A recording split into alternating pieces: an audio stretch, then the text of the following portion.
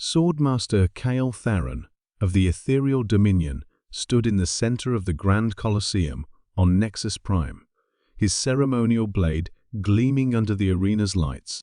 For 300 years, he had held the title of Galaxy's greatest swordsman, defeating champions from 47 different species in formal combat. Today's challenger was unprecedented, a human. The crowd of 10,000 beings from across the galaxy buzzed with anticipation and amusement. Humans had only achieved interstellar travel within the last century, and their combat traditions were considered primitive by galactic standards. The very idea that one of them would dare challenge Kael Tharon was either incredibly brave or monumentally stupid. Ladies, gentlemen, and beings of all configurations, announced the ceremonial herald, presenting the challenger, Chef Sergeant Maria Santos of the Terran Culinary Corps. The crowd's buzz turned to confused murmuring. A chef? The humans had sent a cook to challenge the galaxy's greatest warrior. Maria Santos walked into the arena wearing simple military fatigues, her dark hair pulled back in a practical ponytail. She carried no ceremonial weapon, wore no elaborate armor, and showed none of the ritualistic preparation that preceded formal duels in galactic society. Swordmaster Kael Tharon studied his opponent with his four eyes, his ethereal form shimmering with barely contained energy. His species had evolved on a world where honor combat was essential for survival, developing reflexes that operated faster than most beings could perceive and wielding plasma-forged blades that could cut through most known materials. Human, Kael Tharon said, his voice carrying the musical tones of his species. I do not understand. Where is your ceremonial weapon? Where are your battle preparations? Do you mock the ancient traditions of formal combat? Maria looked around the elaborate arena with its ritualistic symbols and ceremonial platforms. Swordmaster Kael Tharon, I'm here because my commanding officer lost a bet with Admiral Chen. Apparently, someone claimed that humans couldn't adapt to sophisticated galactic combat traditions. She reached into her utility belt and produced what appeared to be a simple kitchen knife, 8 inches of plain steel with a basic plastic handle. The crowd erupted in laughter and incredulous chatter. This is ridiculous, declared Ambassador Vex Thari of the Crystalline Collective from the VIP viewing area. Surely the human doesn't intend to duel with a food preparation implement? Kael Tharon himself seemed genuinely confused. Human Santos, that is not a weapon.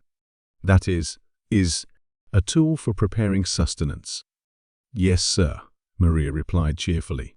8-inch chef's knife, high-carbon steel, well-maintained edge. It's what I had available. The ceremonial judge, an ancient being whose species had overseen formal combat for millennia, hesitated. The rules of formal dueling require both participants to be armed with appropriate weapons. A kitchen implement hardly qualifies as... Actually, interrupted Dr. Yuki Tanaka from the Human Diplomatic Section. According to Article 47 of the Galactic Combat Accords, any bladed implement longer than 6 inches qualifies as a legitimate dueling weapon, regardless of its intended purpose. The judge consulted his records and nodded reluctantly. The human is technically correct.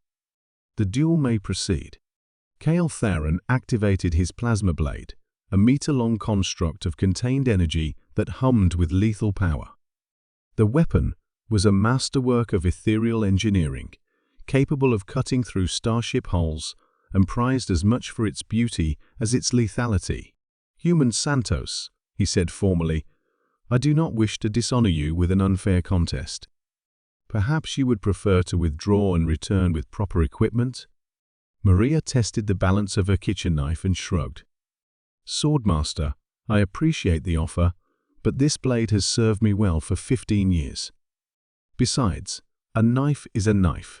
What happened next would be analyzed in military academies and combat schools throughout the galaxy for generations.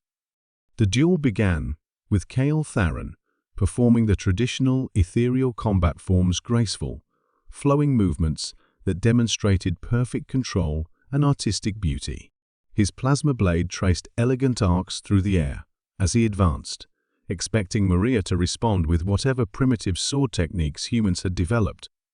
Instead, Maria Santos did something that had never happened in 3 centuries of formal dueling. She completely ignored the ceremonial aspects of combat and went straight to trying to win. No elaborate stance, no ritualistic movements, no artistic flourishes. She simply moved to close distance with efficient, practical steps while keeping her knife in a defensive position. Cale Theron, trained in the finest traditions of honorable combat, found himself facing an opponent who apparently had never heard of honorable combat. When he executed a perfect overhead strike that should have elicited a matching response, Maria stepped sideways and tried to stab him in the ribs. "This is not proper form," Cale Theron protested, deflecting her attack while maintaining his artistic technique. "Sorry," Maria replied, immediately attempting a low thrust toward his leg. "I missed the part where we discussed proper form." The crowd watched in growing amazement as the galaxy's greatest swordsman, a being who had perfected combat into an art form, found himself constantly defending against attacks that came from unexpected angles and followed no recognized patterns.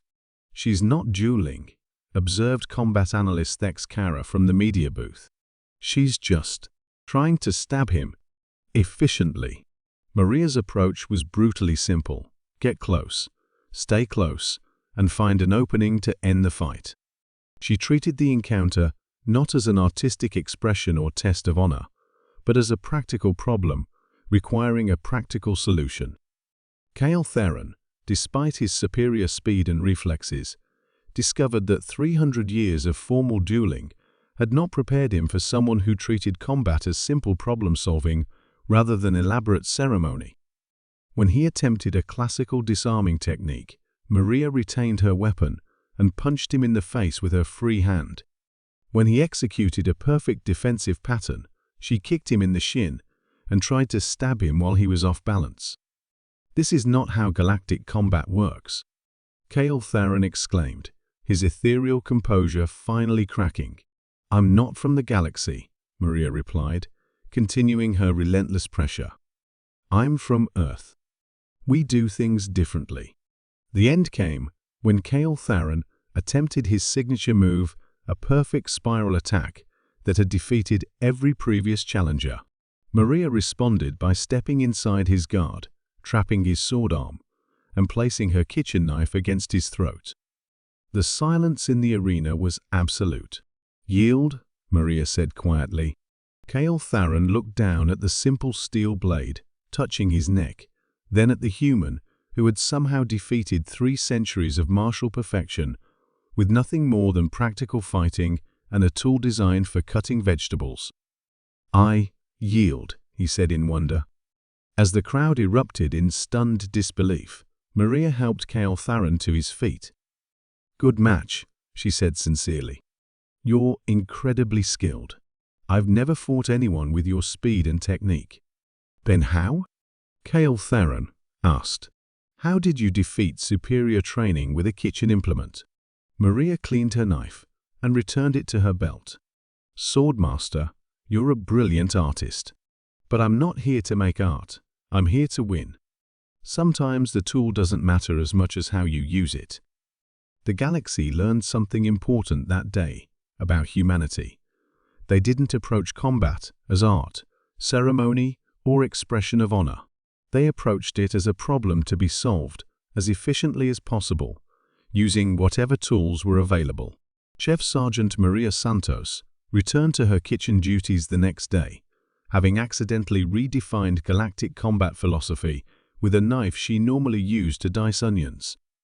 The title of Galaxy's greatest swordsman remained with Cale Theron, but he spent his remaining years developing new training methods that emphasized practicality over tradition techniques he called the human approach. Sometimes the best solution is the simplest one.